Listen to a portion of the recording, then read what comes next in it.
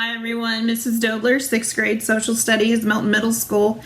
I thought we could pass the time today by making something called ginger cakes. So this recipe I actually just got off the internet, but as far as tying it into history, I thought what a better way than to find a colonial recipe. I used to read a book with my students called Journey to the New World, The Diary of Remember Patience Whipple, and the main character came to the New World. They had absolutely nothing.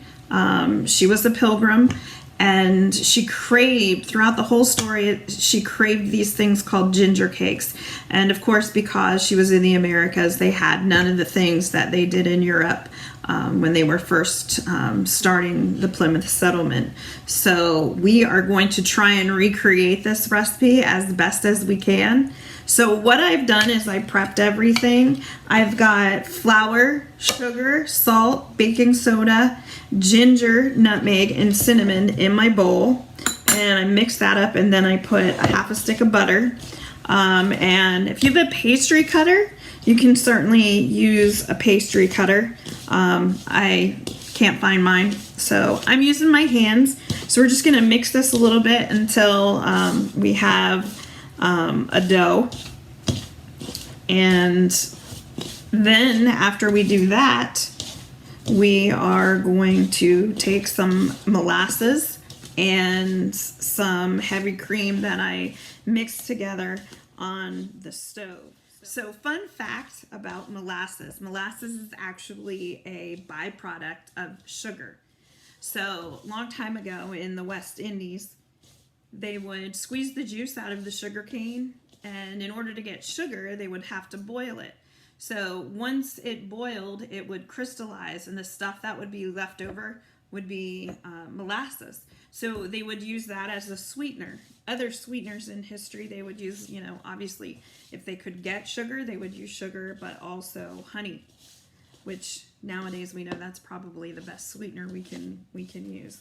All right, so now I have this mixed up. So I'm gonna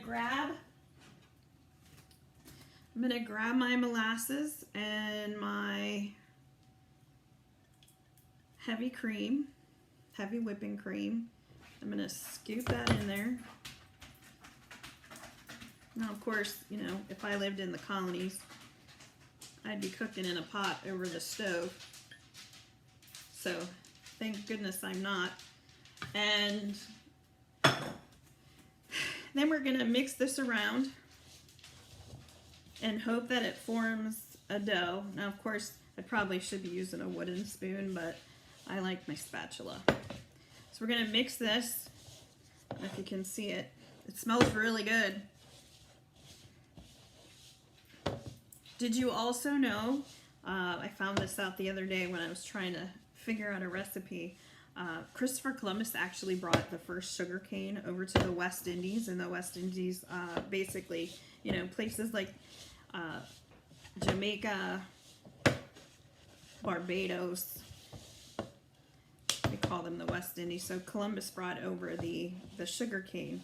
Although sugar itself, with the sugar process, making the sugar process was actually created in, I want to say, 500 BC by people in India. But you guys can go ahead and get online and check that out. Let me know if I'm wrong. So anyway, so we have got our dough. I don't know if you can see that. I can't wait to try this. It smells really, really good. And it's the recipe itself. We're going to roll it out on a floured surface. Just throw my ingredients over there. And it says, sorry about that. We'll just kind of get that out of the way. It says, take your hands, roll it onto a flat surface. Now, I'm probably going to use a rolling pin. Oh my gosh, you guys, this smells really, really good. And obviously, it's too sticky because it's sticking to my counter. Oops. So it says you can roll it out and make it into whatever shapes you want. And then you're going to bake it. I need to add more flour. because it's really super sticky. And then there we go. I think what I'm going to do is I'm actually going to just press it out.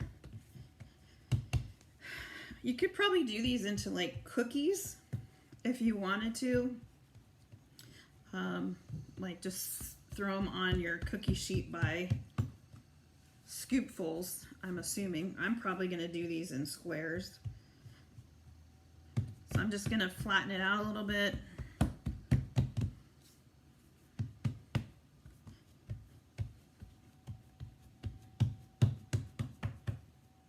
And then I'm just going to cut them into small squares. Again, you probably don't have to do this. This is just what I'm going to do. You could also roll it into balls if you want to and make it a round cookie. But to save some time, I'm just doing it this way. So then I'm just going to cut it, scoop it up, stick it on my cookie sheet that I'm going to grab here quickly, or not so quickly. So here's one of my cookie sheets. So I'm going to put them on here. And then I'm going to stick them in the oven, 375 degrees for about 10 minutes and see what happens. Hi guys, our cookies are baked. They're cold. I threw them on a plate. Now all we have left to do is to try them. If you wanted to, you can sprinkle them with some powdered sugar. I just want to get right into trying the cookie, if you know what I mean. So here we go. Oh, it smells so good. It tastes good too. These are yummy. If you like molasses, you're going to love these cookies. Trust me. I'm going to put the link below. If you want to give them a try, let me know how you make out. Have an awesome day. Take care. Hope to see you soon. Thumbs up.